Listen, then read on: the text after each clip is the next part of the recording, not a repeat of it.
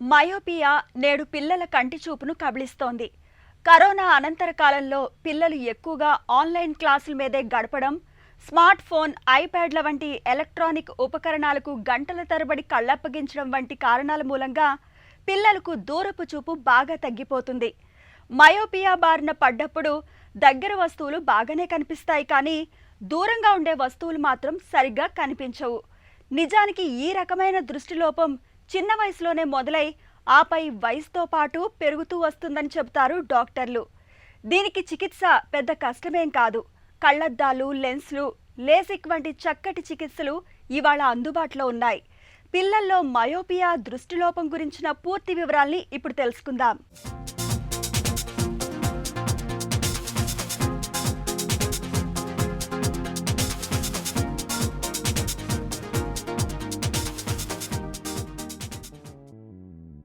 Myopia, దీన్నే వాడుకలో హ్రస్వ దృష్టి అని కూడా పిలుస్తారు. ఈ సమస్య కారణంగా సమీపంలోని వస్తువులు మాత్రమే కనిపిస్తాయి. దూరంగా ఉన్న వస్తువులు స్పష్టంగా కనిపించవు. మయోపియా ఉన్నవారికి సుదూర వస్తువులను చూడటంలో చాలా ఇబ్బందులు ఎదుర్కొంటూ ఉంటారు. మయోపియా ఉన్నవారికి కొన్ని కారణాల వల్ల కాంతి రెటీనా మీద కాకుండా దాని ముందు ఫోకస్ అవుతుంది. దాంతో దూరంగా ఉన్న వస్తువులు కనిపించవు. దగ్గరగా ఉన్న వస్తువులే స్పష్టంగా కనిపిస్తాయి. కంటి ఆకారం లేదా కళ్ళ భాగం మారినప్పుడు మయోపియా సమస్య మొదలవుతూ ఉంటుంది. దీని కారణంగా రెటీనా వెనుక దృష్టి కేంద్రీకరించటానికి బదులుగా కాంతి ముందు దృష్టి కేంద్రీకరించటం ప్రారంభిస్తుంది. దీని కారణంగా సుదూర వస్తువులు అస్పష్టంగా కనిపిస్తాయి. మయోపియా సమస్య సాధారణంగా బాల్యంలోనే మొదలవుతుంది. ఇవాళ ఎక్కువ మంది పిల్లల్లో మయోపియా అనేది ఎక్కువగా కనిపిస్తోంది. దీనికి జన్యుపరమైన కారణాలు, జీవనశైలి సరిగా లేకపోవటం, స్మార్ట్ ఫోన్, కంప్యూటర్ల వంటి ఎలక్ట్రానిక్ ఉపకరణాలపైన గంటల తరబడి గడపటం, పుస్తకాల్ని తక్కువ వెలుతురులో చదవటం వంటివి ప్రధాన కారణాలని నిపుణులు చెబుతున్నారు. దృష్టి లోపాలు ముఖ్యంగా 3 రకాలుగా ఉంటాయి: మయోపియా, హైపర్మెట్రోపియా, ఎస్టిగ్మాటిజం. దీనిలో సర్వసాధారణం మయోపియా. మయోపియా అంటే దగ్గరగా ఉన్న వస్తువులు సరిగ్గా కనిపిస్తాయి, దూరంగా ఉన్న వస్తువులు సరిగ్గా చూడలేకపోతారు. దీన్ని నియర్ సైటెడ్నెస్ అని కూడా అంటారు. దీనిలో ఏమవుతుంది అంటే ఐబాల్ సైజు ఉండాల్సిన దానికంటే కొద్దిగా పెద్ద సైజులో ఉండటం వల్ల వస్తువును చూసినప్పుడు ఫోకస్ అనేది రెటీనా మీద కాకుండా కాస్త ముందుకు పడుతుంది. దానివలన పేషెంట్కి బ్లర్ ఇమేజ్ అనేది ఫామ్ అవుతుంది. మయోపియా సిమ్టమ్స్ దూరంగా ఉన్న వస్తువులను సరిగ్గా చూడలేకపోవడం, పిల్లలకు బ్లాక్ బోర్డు సరిగ్గా కనిపించక తప్పులు చేస్తూ ఉండడం, వాళ్ళు పక్కవారి నుంచి కాపీ చేస్తూ ఉండటం, ఇంకా తలనొప్పి, కంటి నుంచి నీళ్లు కారడము, పిల్లలు ఎక్కువగా టీవీకి దగ్గరగా వెళ్ళి చూడడము, బుక్స్ కంటికి దగ్గరగా పెట్టుకొని చదువుకోవడం జరుగుతుంది.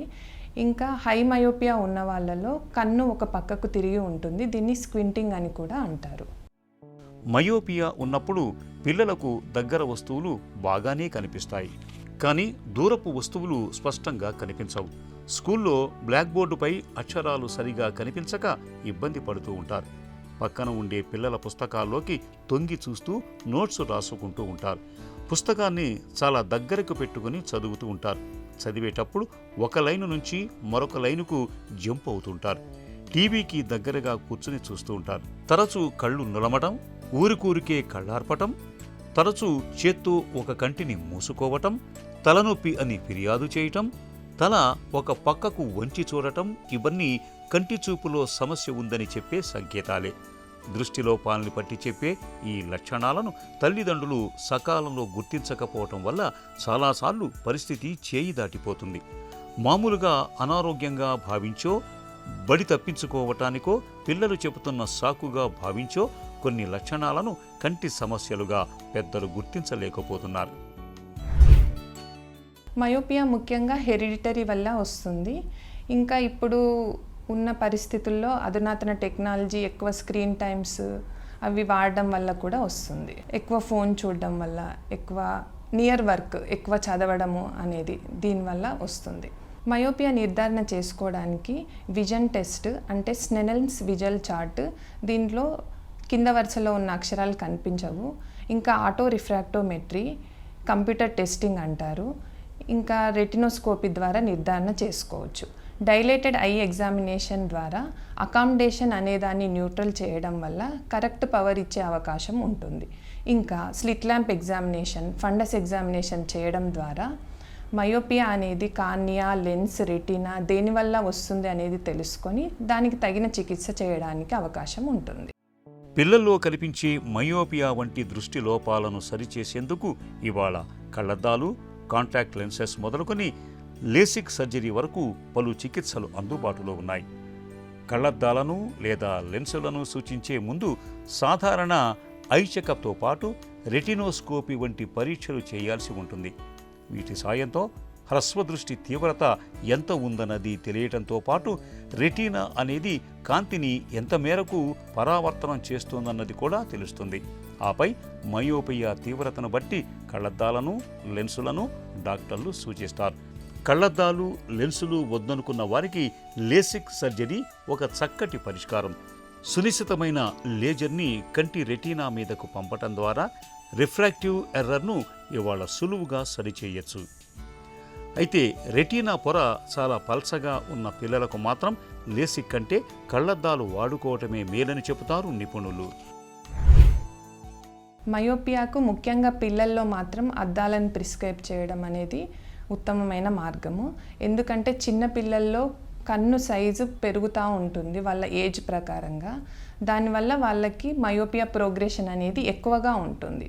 అందువల్ల వాళ్ళకి పీరియాడిక్ ఐ చెకప్ అంటే ఎవ్రీ 6 monthsకి ఒకసారి ఐ చెకప్ చేసుకోవడం వల్ల వాళ్ళు గ్లాసెస్ చేంజ్ చేసుకునే అవకాశం ఉంటుంది.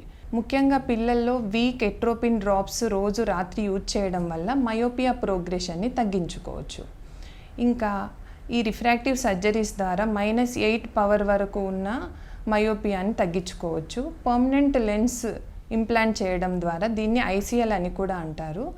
దీనివల్ల -10 నుంచి 20 పవర్ వరకు ఉన్న రిఫ్రాక్టివ్ ఎర్రర్ మయోపియాని కరెక్ట్ చేసుకోవడానికి ఉంటుంది. మయోపియా వంటి దృష్టి లోపాలని వచ్చాక సరిచేసుకోవటం కన్నా అవి రాకముందే జాగ్రత్త పడటం ప్రధానం. ముఖ్యంగా చిన్నతనం నుండే పిల్లలు ఇళ్లలోనో, అపార్ట్మెంట్లకు, కంప్యూటర్లకే పరిమితం కాకుండా వాళ్ళు బయటికి వెళ్ళి ఆడుకునేలా ప్రోత్సహించాలి.